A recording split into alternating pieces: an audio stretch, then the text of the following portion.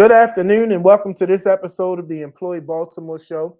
You are on live with Marvin McKinstry, Workforce Supervisor for the Mayor's Office of Employment Development. And y'all know we are here today to bring the pressure. I'm having a conversation that I'm duly excited about for two reasons, right? I'm excited because I get to talk about our beloved Westside Youth Opportunity Center and the new direction that it's going in. And I'm equally excited that I get to sit down and talk to one of my brothers. And when I say this, I'm not just saying a brother because he's a brother. I'm saying because we go all the way back to our teenage years. And that's the new program manager over at the Westside Youth Opportunity Center, Mr. Tavon Thomas. But before we get to that, y'all listen, we have got to get you caught up to speed. If you are not connected to the Mayor's Office of Employment Development, you really, really, really need to be. Before we go into the opportunities, though, I do want to shout out the Mayor's State of the City address. I believe that it was an amazing address because it gave us a lot of what direction things are going in the city, a lot of hopeful projects and programs are happening. There's been some expansion to some things that are really needed, and some endings being put to some things that needed having an input to it. Processes and procedures that seem to hold some things up. Mayor Brandon Scott is really moving in a progressive way, and this is one of the most progressive. This is Mayor Brandon Scott Guaranteed Income Pilot Program, which is a monthly cash payment to applications will be accepted started on May the 2nd. From what I understand about it, once you complete your application, if you're selected, there's a lottery process. But listen, it's going to be able to put some money into in communities that people really need a boost. And we're excited about that. The second thing that we want to talk about that Mayor Brandon Scott talked about, I don't know about you, but my childhood, because I grew up in Lexington Terrace Projects, was filled with trips to the inner harbor. It was walking distance. And there's a revitalization coming to the inner harbor. That project is going to be headed up by Baltimore's own developer, Mr. David Bramble. A lot of great things he's done around the city, and this is going to be another one. Y'all, I remember going down there. If you were going down there in the time of my late teen, early young adult years, you can catch Drew Hill singing at the Fudgery before they were ever put on. You can catch the members of Rough Ends singing at the Fudgery before they were ever put on.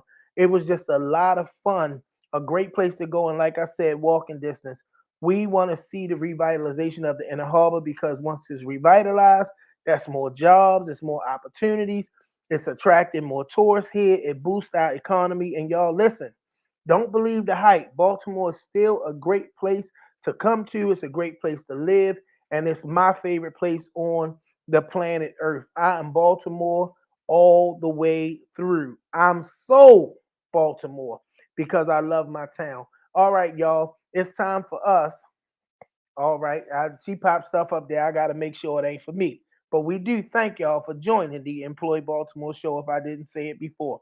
All right, y'all. It's time for us to get to our next segment. And this is a segment that we call the plug. We want to get you plugged in to these great opportunities that we have coming up. First of all, I got to shout out the Eastside Career Center and my producer. I'm the co-pilot. She not the co-pilot. I'm the co-pilot. Miss Katanya Lesser, who was backstage bringing all of those beautiful graphics up. They had an amazing healthcare event at the Eastside Career Center yesterday. They had all of the hospitals, and then they had all of the other healthcare providers like Total Healthcare, DaVita Dialysis. Everybody was there. An amazing turnout and had an amazing event. Listen, y'all, the Mayor's Office of Employment Development is one that can call all the hospitals, healthcare providers into one place at one time to make sure that people who desire those opportunities have access to them. If you missed this one, don't fret. We'll have another one in the future, but I don't want you to miss out on the opportunities that we have coming up next. I need y'all to listen, y'all. This segment is called The Plug because we need to keep y'all plugged in. Y'all gotta plug in to the Mayor's Office of Employment Development. Last week, I had the privilege last Saturday of being at CC Jackson Recreation Center. While we were there was a recruitment going on to fill a lot of the vacancies that they need for the Baltimore City Recreation and Parks and the Recreation Centers. The summer programs are coming up. 25 people were extended job offers that day. 25 people received job offers that day. What am I saying? I'm saying that people, we cutting out the middleman. You need to know about these things so you can show up at these things and you can get those immediate opportunities. The next one is going to be happening on April the 29th. You want to mark that down. Again, that's April the 29th is the very next one where the Recreation and Parks is going to be on site hiring people on the spot. You don't have to wait till that date. You can go onto their website, baltimorecity.gov. You can go on there and search for jobs under recreation and parks, and you can get connected and plugged in immediately. I know that's right, Jonathan.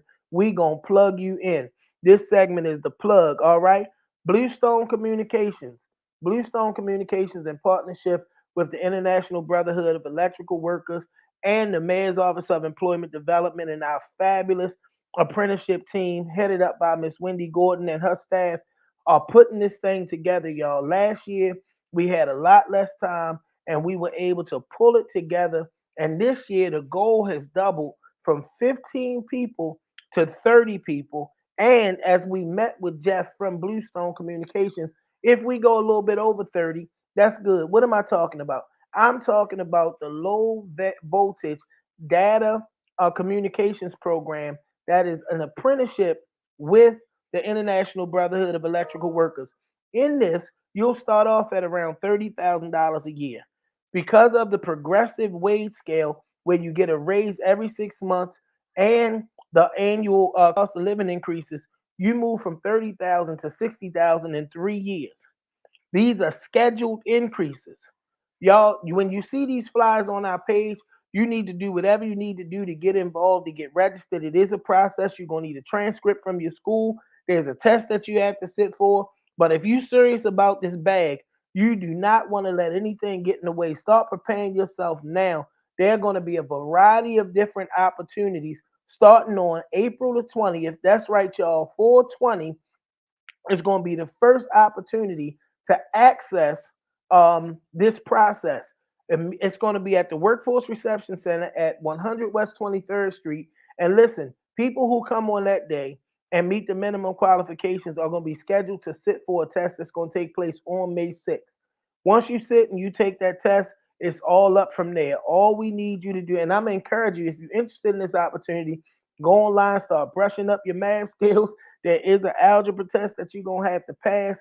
And you, listen, don't come in there and haven't done it in a long time. Start brushing up your skills now. This is an incredible opportunity. On May the 25th at the War Memorial Building, we're going to be having our construction and apprenticeship job fair. Listen, y'all, we're talking about a minimum of 20 companies between apprenticeship and employers that are going to be hiring right there, on the spot. They're going to be hiring right there.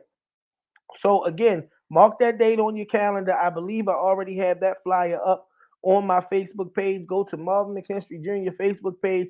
You'll see that flyer sitting on there, and it's talking about what's going to happen and how you get plugged in.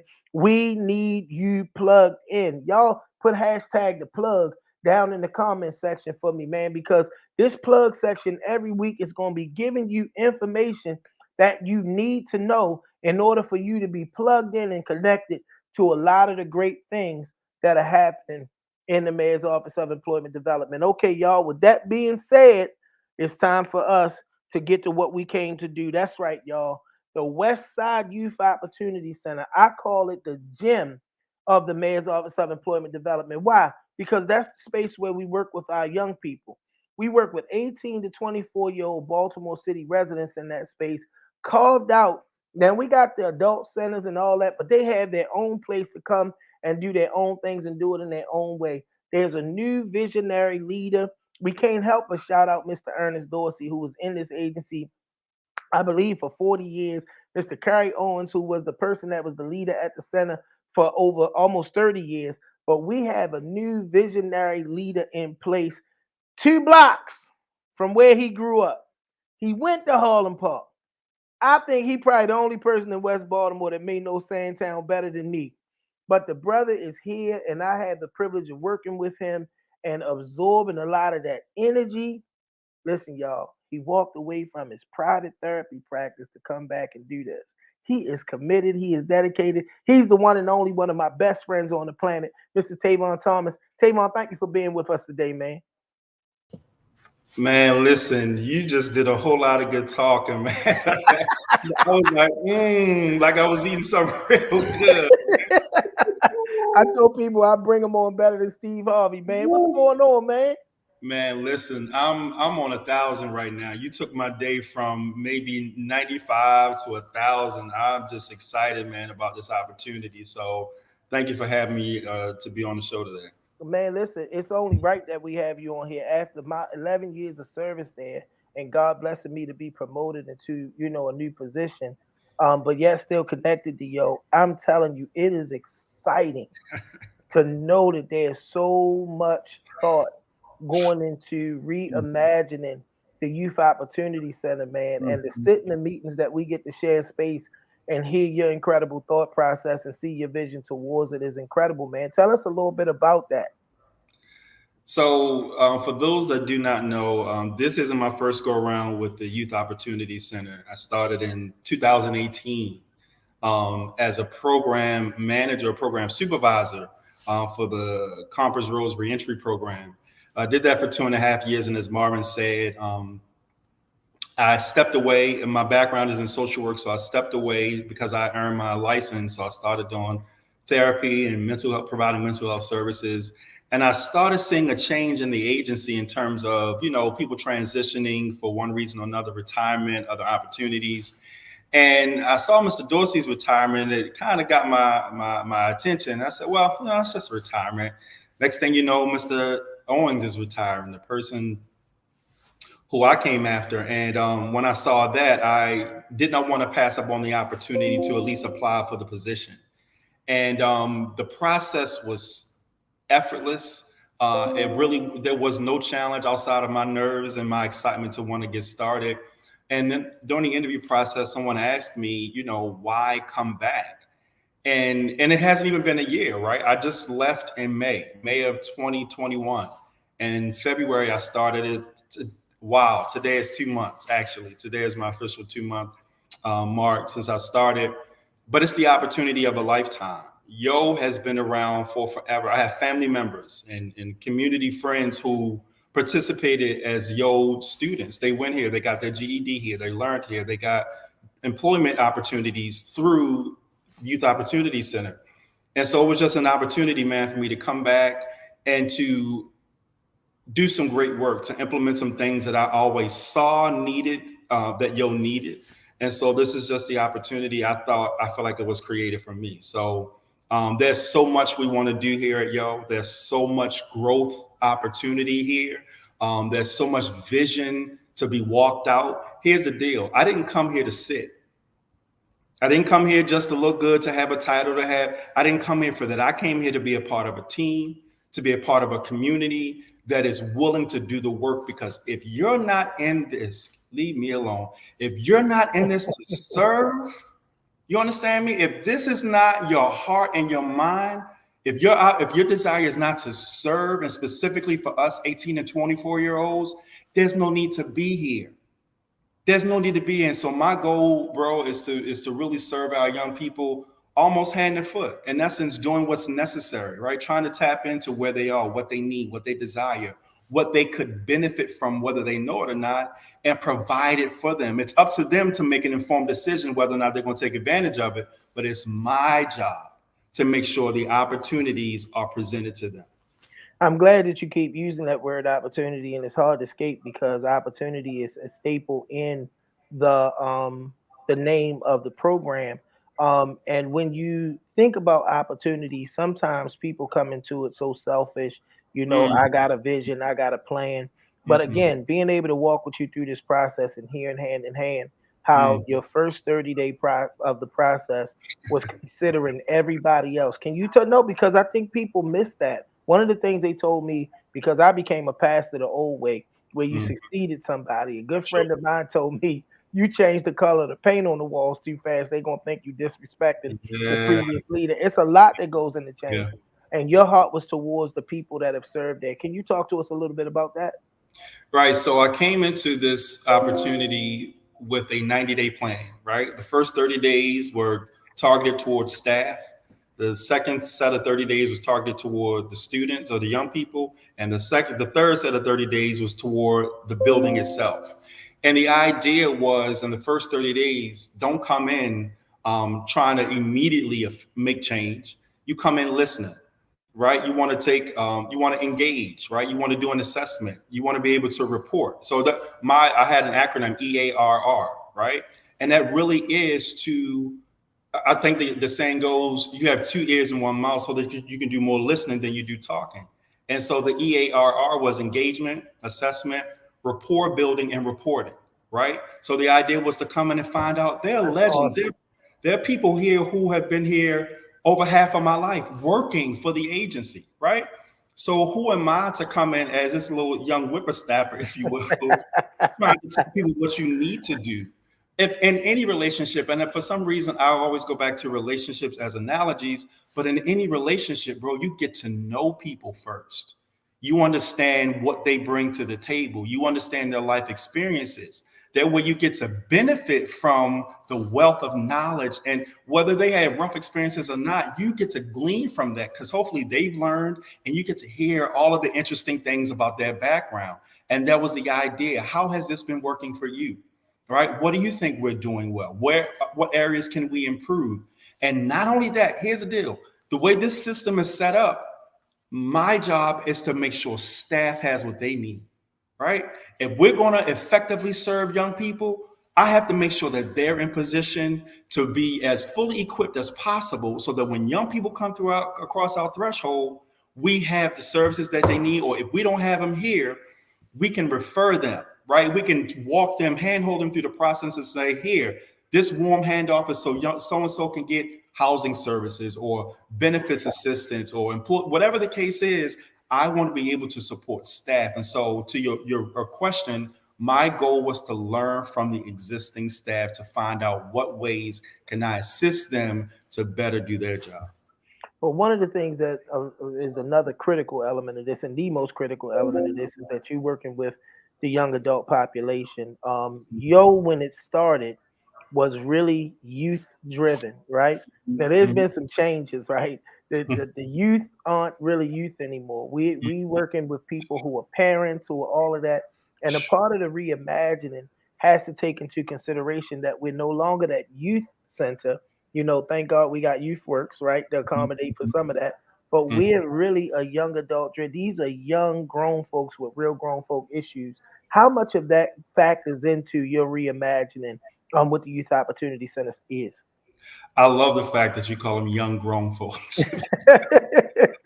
They got real grown folk issues, man. and, and and it's a delicate, and you have to be intentional about how you handle our young people. We're to your point, they are young adults. They are 18 to 24 years old, and some of them have experienced things I may not ever experience in my lifetime. And so I have to respect that when they come across the threshold. These are not children in a sense. Now, just because they're 18, it doesn't mean that they have emotionally and mentally developed into a full adult. They may still have to experience some things. However, they deserve the same treatment that I desire when I go into any establishment. They deserve to be treated respectfully and with dignity, just like an adult. But however, we have to understand that there may be some areas where we may have to fill in the blanks or fill in the holes or assist them because they haven't had certain experiences yet. And so it's so important that we consider them as the adults they are and learn them, if you will. Not only learn about them, but teach them what the responsibilities of being an adult are. And so, through our own experiences, I think one of the things we use is the caring adult model, right? Show young people that we care before we ask them to do anything or we ask anything of them. Let's show them that we care first. That again goes back to relationship, that rapport building piece, because the same acronym EARR that I use with the staff, I'm applying that to young people as well. Engagement, assessment, rapport building, and reporting. with an emphasis on rapport building. Build relationship. Ask their opinion, but don't ask for a whole lot where it feels like this is too much. If you get into a relationship and people start making demands up front, it's a real quick turn off. And it's the same here. It's the same with any of us that are engaging with any demographic, with any age group. We want to engage and win through honest relationship, right? Be honest about who you are, what your expectations are, but also recognize what each person is bringing with them when they come into the building. And so that's the idea, is to really be intentional about building relationship. And from there, they learn that you care. And then they'll give consideration to your ideas, your suggestions, your thoughts, and so forth and so on. So the idea really is for us to be caring, to be warm, to entreat them with kindness, right? And don't mess with me, bro, because I incorporate a lot of my beliefs. I was getting ready to go into that whole love piece, where love is patient and it's kind, it's long suffering. Mm-hmm. Don't mess with me, because that's the man. Listen, that's the model. That's the model. Yes, absolutely. I've never done this job separate and apart from who I am, especially as it pertains to my faith. Never. Yeah. How can we separate it? It becomes the question. When you mean it, right? When you mean it, how can you easily separate yourself from those foundational principles that are instilled in us? Not because we just heard it, it's because our goal is to walk it out and to live it. And we bring that in every space that we enter, right? So we model that hopefully in every space that we enter. And that's the premise for why I'm here. It's because of the love. And not only that, can I add this? Mm-hmm. Call to it, Marvin. Yeah. Call to this work. You can't just willy-nilly go, I want to go serve 18 to 24-year-olds. The second one I'm cuss you out the door. Yeah. Right? Yeah. Because you don't know. Listen, I've had experiences where I'm nose to nose with young people because they mad about something that has nothing to do with me, right? And if I wasn't of the right frame of mind, I would have left out the door the minute they left out the door. I'm not doing this. Right. There's a call to this work. The stuff that you're doing, beating the payment and all of that, the stuff you do outside of the four walls, that's a call to that. And not everybody can do it because it takes a special level of strength. And I'm gonna add this. It takes a special level of anointing to do it. So. Yeah, it's all right. And that's one of the beautiful things about working with MOED. Like, I've never had to be ashamed of who I am in the space of my faith. And it's been a major, major part of how I show up to work every day. You on Live with the Employee Baltimore show. We're talking to the new program manager, or the program manager of the Westside Youth Opportunity Center, Mr. Tavon Thomas. Tavon, we've got to have this part of the conversation for us. It's our beloved Sandtown. It's over West. We West Baltimore born, West Baltimore bred. When we die, we probably going to be West Baltimore dead. I don't know if you're going to go nowhere else, but I love West Baltimore. But for some, it's that Western District, right? That had the second most homicides in the city last year. It's a dilapidated community. How much of the reality that our population is one of the ones that is the most affected by this murder epidemic that's happening in Baltimore, how much of that factors into your vision and the direction that you want to take things at the Yo Center? I think it goes back to, and that's a great question. I think it goes back to the piece where we were talking about respecting their life experiences, right? And how they have to live day to day, right? When they come into our center for services, our focus is on what the three core services: employment, education, and skills training, right? That's what we do. But we can't try to divorce them or make young people divorce themselves from their experience. They bring a lot to the table, right? And so we have to consider all of that when we are engaging with them. We have to consider that maybe just last night, let's say it wasn't murder, let's say it wasn't homicide, let's say it was a breakup, right? Let's say it was real, right? They are bringing that experience, and some of them can't even focus because of how challenged they are emotionally and mentally with what they had to deal with prior to them coming in. And so we've got to be real and honest and have at the forefront the idea that mental health services are needed, right? In a way that's palatable for our population, right? If it's nothing but a conversation, we don't have to say, hey, sit down with so-and-so. We do offer those services. But what about my advocate who I built a rapport with? Can they have a conversation with me outside of what I came in Mm-hmm. here for to help me process? And here's the deal: we may have to help them process for 3, 4, 5, 6 weeks, months until they fully have relieved themselves of the worry, of the anxiety, of the depression, of the stress that's associated with all of their life experiences. And that's part of why being here, you have to be a special kind of person. And so we take into consideration all of those things. They just lost multiple loved ones in a 30-day time frame, right? Mm-hmm. People are dying and leaving. That's grief and loss. Can you help me grieve the loss of my loved one?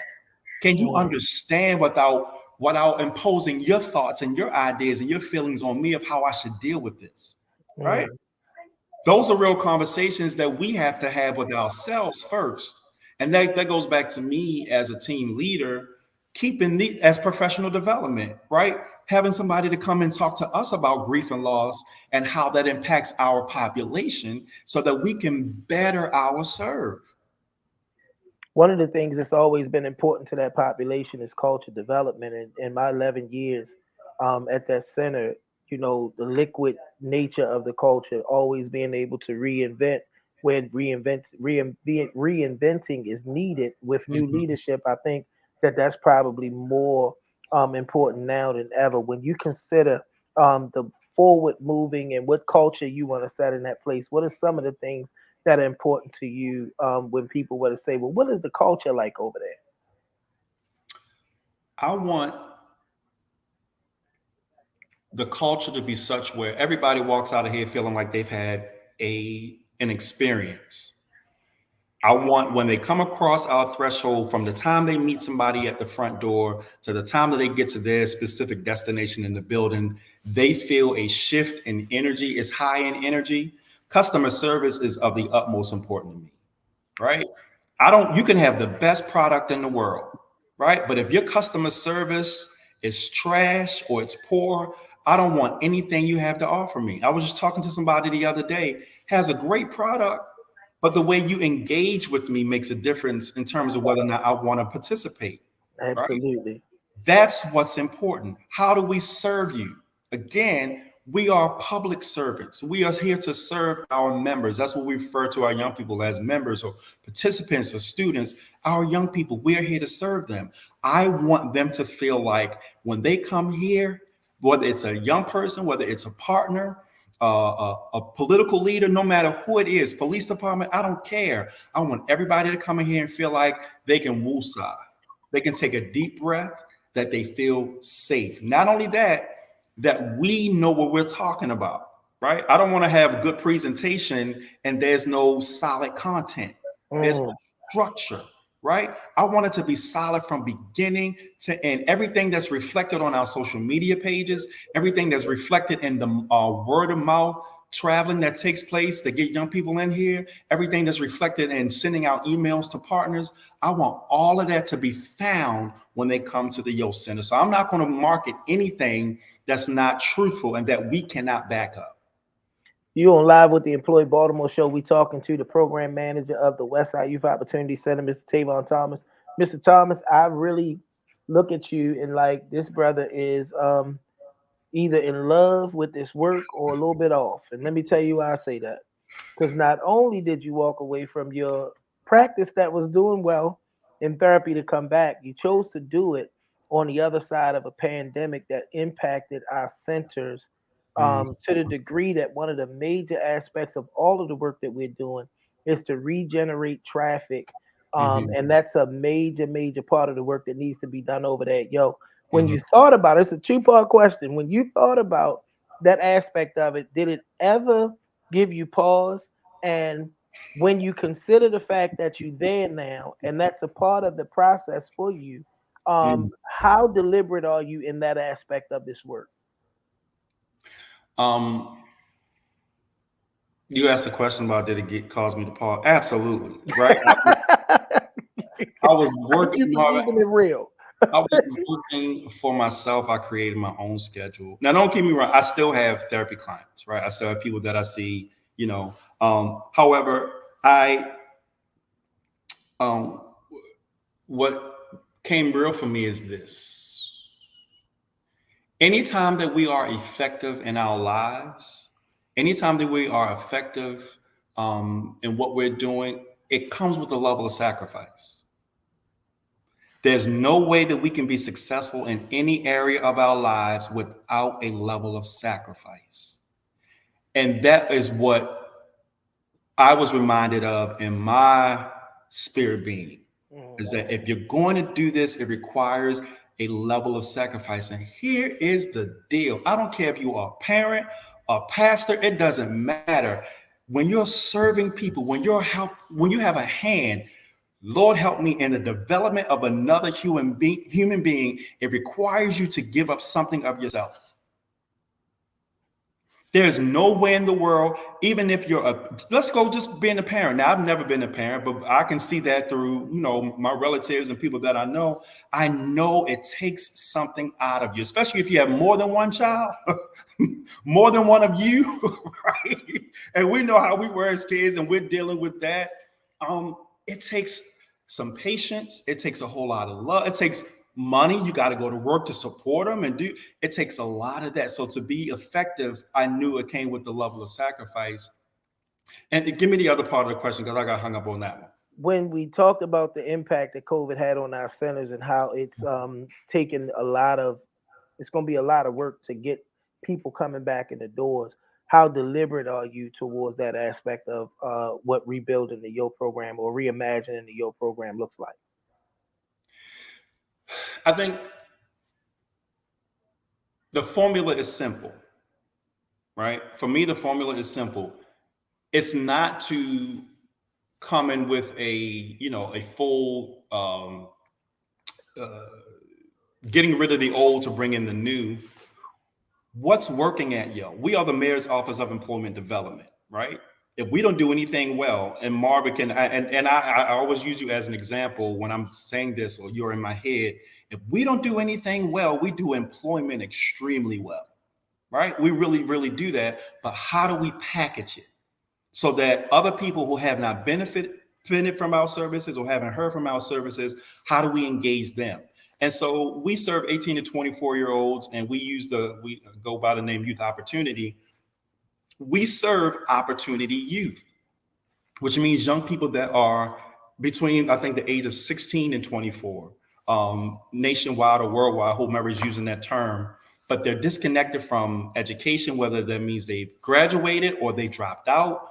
They have barriers in terms of employment or housing, whatever the need is, there is some serious need there.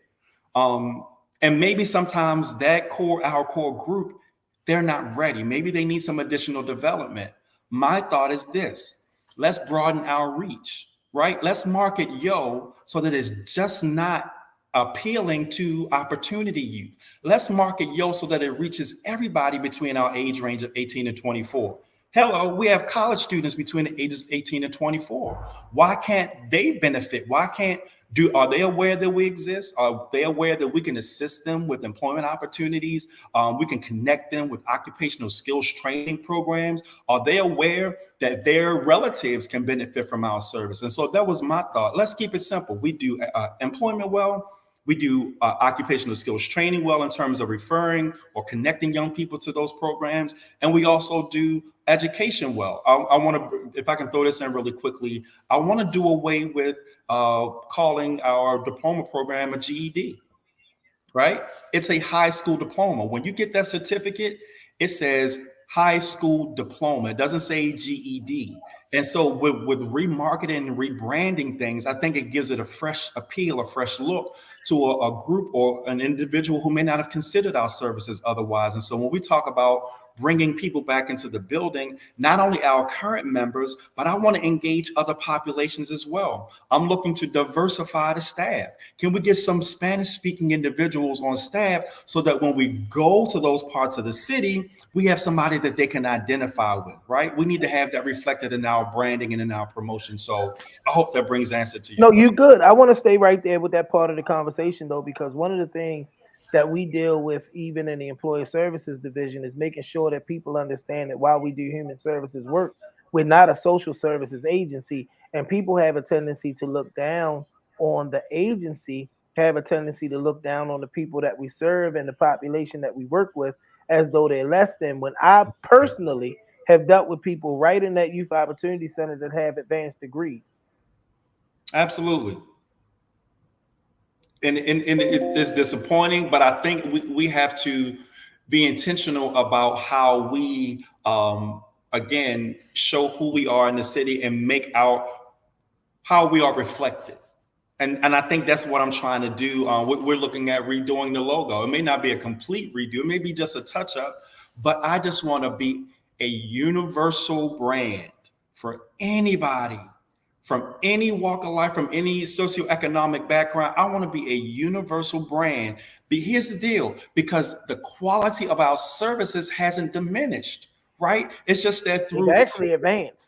it's advanced, but who knows that, right? COVID has, there have been a myriad of experiences that we've had with COVID, some good, some bad. I mean, some of us have advanced in a sense, and some of us have had some challenges, some setbacks. However, we can grow from that. It doesn't stop us. We should be able to offer a universal brand with our universal services, right? So that we can market to individuals who will not otherwise seek our services. That's the perfect segue into where I wanted to go next, because I wanted to talk specifically about the customer experience. You on live with the Employee Baltimore show. We talking to the manager of the Westside Youth Opportunity Center, Mr. Tavon Thomas. Um, and I wanted to talk about the member experience, because there's some things, and I don't know if you're gonna say anything about it today. Some stuff I'm privy to, PDAs and all that kind of stuff. I don't know if this the place we're gonna give a hand to talk about. But one of the things that I know that is being reimagined with a focus on the maturity of these young grown folks we working with and getting them out of that kids kind of space, is what a person how a person is handled from the moment they come through the door up until achieving the ultimate goal of becoming employed, high school diploma. Talk to us about that customer experience. What does it look like for the young person that comes into the Westside Youth Opportunity Center, registering for services? So it's interesting that you say that, and my mind gets divided, and so redirect me if I go off. But from beginning to end, again, everybody needs to feel. Listen, you and I grew up on a time where a show, I don't know what night it came on, was Cheers, and the Mm-hmm. theme song says, "Sometimes you want to go Where where everybody everybody knows knows their your name. name, Yes, right? Lord. Sometimes you knows your name, and where people are all the Always glad same." you came. Listen, Yeah. you want to be where you can see that troubles are all the same. You want to go where everybody knows your name. When Norm walked into the bar, everybody said, "No." You Yeah, know, you taking me back. right? And that feeling of nostalgia that I want every person, every community provider, every service provider, every partner, every young person, anybody who walks throughout. I want Mayor Brandon Scott to feel that same energy when we're gonna get him here somehow, right? Because we want him to see the work that we're doing. But here's the deal: the work that we're doing is going to speak for us, the way he has to come and see Hmm. what we're doing, That's right? right. But to get back to your question, we're in the process of reimagining what that looks like. We have been, our agency, very traditional in a lot of ways, right? Before we left, before we were pushed out of the building for the pandemic, we were always face to face. There was nothing virtual or nothing online or electronic that I'm aware of that we did. And so I'm trying to incorporate that so that when young people come, they can pre-register before they come, and all those sorts of things. But when a young person comes into our building, they come in, do the temperature check, they come down the stairs and meet our wonderful office assistant, Miss Fern Martin, who informs either myself or our assistant program manager. Shout out to Miss Sean Terry Young. Miss Martin, connects with one of us to say, "Hey, we have a young person who is here to enroll. He or she is interested in getting her GED. He or she is interested in getting employment services, or they're seeking employment services, whatever the case may be." And from then, they are handed off warmly to one of our very capable employment advocates, whether it's Mr. Stan Smith, Ms. Sharon Leeds, Mr. Dominic Thompson or Miss Phyllis Johnson. They're connected to one of those individuals who walks them through the paperwork process. And from there, they're immediately placed with either our academic instructor or either our current BSR. Shout out to Ms. Cortez Cannon for the Employment Services Division. She holds it down over here, wonderfully managed by Mr. Marvin McKinstry. But that's the extent of the experience. And from there, we are always sensitive to what the young person may be going through. I had a young person that came in to enroll to get his GED. He was working and his mom brought him in, but I got the sense, Marvin, that he needed some additional support. And I became aware that maybe we need to incorporate some mentoring services in what we do, right? Not to take away from any of our young people's backgrounds or the caring adults they already have, but maybe in addition to our navigators or in addition to our advocates or any staff here, we could have somebody else who could be here to provide moral support for what they may be going through, right? So the experience as such is very simple. It's not long. It used to be very long. We've done away with some of the paperwork, but the experience is warm. And if we don't do anything else, when we went to our grandparents' home, we always felt love. If we didn't feel anything, if it wasn't nothing but a little piece of stale peppermint or something that was in some Tupperware or a can, Talk about it. a container that had oil on top of it, we knew we could eat, we knew we could drink, we knew that there was peace somewhere along the line, we knew we could sleep. They always had supplemental things to what we had at home that they could provide to increase our experience. And so that's what I want here. I want it to be warm. I want it to be loving, but at the same time, very professional. We cannot lose sight of the fact that we are a workforce development agency. And our job is that when we connect you with an employer, is that you are fully equipped to take advantage of that opportunity, not just because you've been through the Professional Development Academy, but also you've had some other experiences such as wraparound services, right? Mental health, and you've had opportunity to take advantage of housing connections and partnerships, and you've had an opportunity to get connected to somebody that can help you remove some of the charges that you have through our legal assistance help that we have. I mean, I want you to, listen, it's full throttle. That's how we get down in Sandtown. You understand? Yes, sir. Yes, That's sir. how we live over here. You on Live with the Employee Baltimore show. We talking to the program manager of the Westside Youth Opportunity Center, Mr. Tavon Thomas. Tavon, this has been an amazing experience, man. I'm gonna give you the opportunity. If there's anything you want to share, anything that's upcoming, anything that you want the people to know, because man, listen, you have been so passionate in this 40 minutes or so that we've had to talk, that I'm excited. Man, listen, you said it. This work is a calling. Yeah. If you want, and I've watched some people who have come to this agency and it wasn't their calling, and they don't last long. But when you call to this work, there's an excitement about the opportunity that it gives to us to give opportunities to others. And I'm telling you, man, just sitting here listening to you, and even beyond that, because I know you so well, the thought that you are the person that is there leading the charge to reimagine that place that I love and spent 11 years of my life in, I get super excited. So if there's anything that you want to share, anything that's upcoming, anything you want to put on the radar to folks, and specifically, well, you do that part, and then I'm gonna have you make a plea to young people and those who love young people about why they should come to the Westside Youth Opportunity Center. I think right now all of our information, everything that we're doing, for the most part, you can find on our social media pages, right? I had to make sure I had the IG page correct. It's the Westside Yo Center on IG. So please go and follow us. We are in the process again. We are reimagining, which means we are rebranding in a sense. We're making sure that all of our services are written in public the way that we provide them in person, right? So we're in the process of rewriting and doing all of that stuff, and that's going to take some time. Here's the deal. Yo has been around as long as it has for a reason. There's still worth and there's still value. All I'm charged and privileged to do is to package it in a way where you cannot resist it. That's why I'm here, right? To do it in a different way. Mr. Dorsey held it down. Shout out to you. Mr. Owens, definitely shout out to you. Although you told me that you weren't leaving, and 2 weeks later, I found out.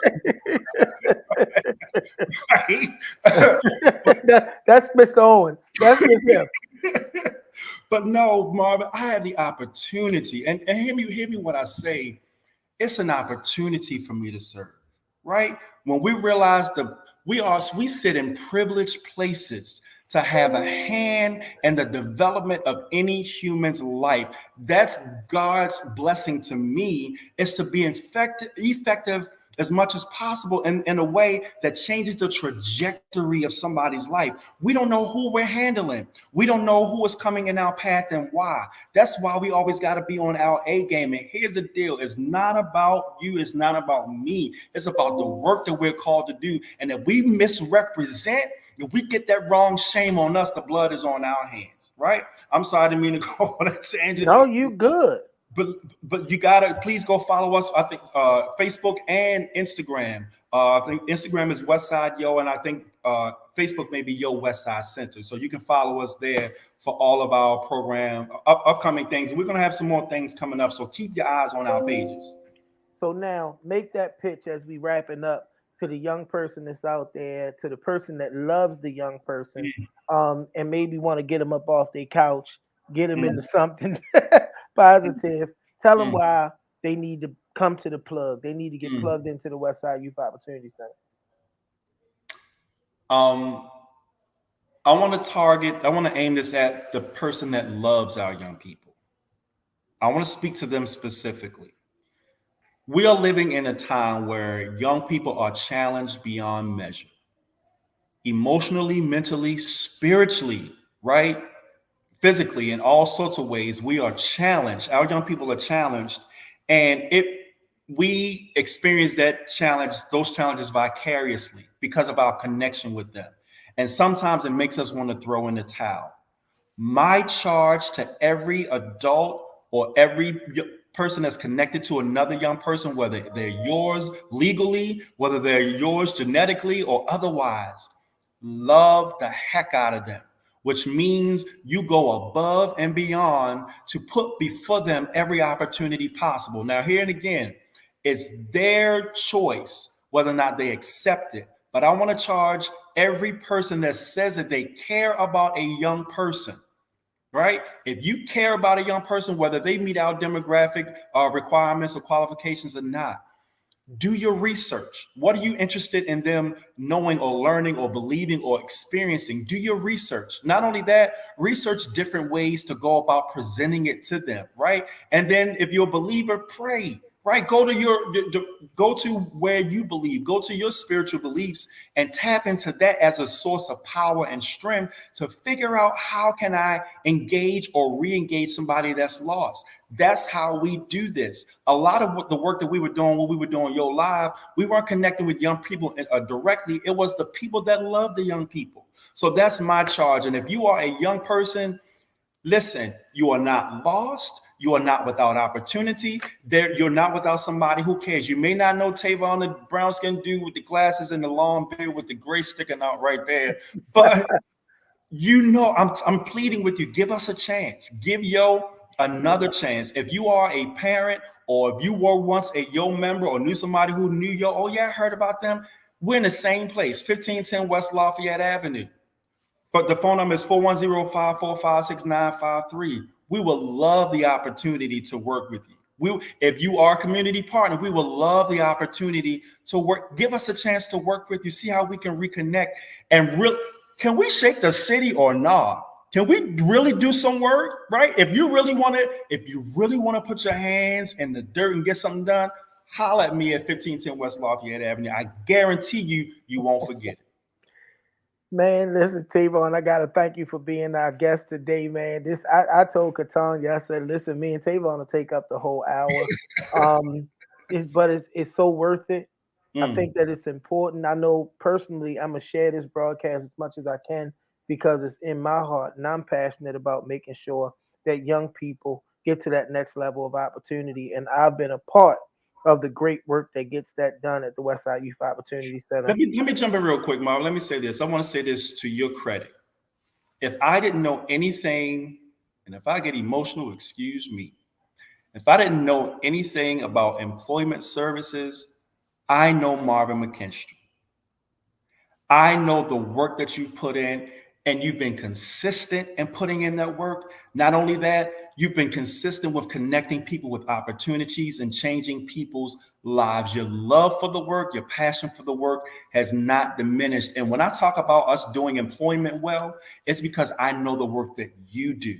That's because I've seen you do your work both inside of the agency walls and outside. And so I want to thank you for laying that foundation so that when I talk about and I advocate for about our employment services, it's because of what I've seen you do. So salute to you. You talking about you getting emotional? You got me over here It's the all truth. choked up.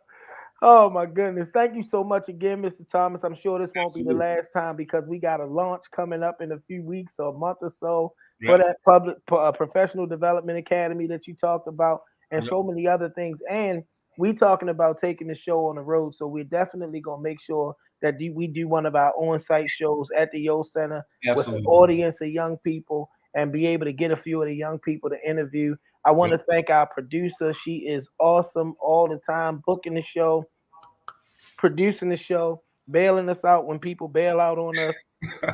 Miss Katanya Lester, who Shout is out. doing all of that amazing stuff that you see happening on the screen.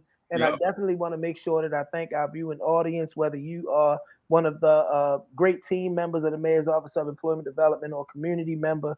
We need you to show up so that we can continue to put out good information here on the Employ Baltimore show. We are the Mayor's Office of Employment Development. If you're looking for opportunity, we are looking for you at all of our locations, even 1510 West Lafayette Avenue, with a Absolutely. focus on economic justice. Our commitment is to building a workforce development system that truly works. Join us again next week for the Employ Baltimore show.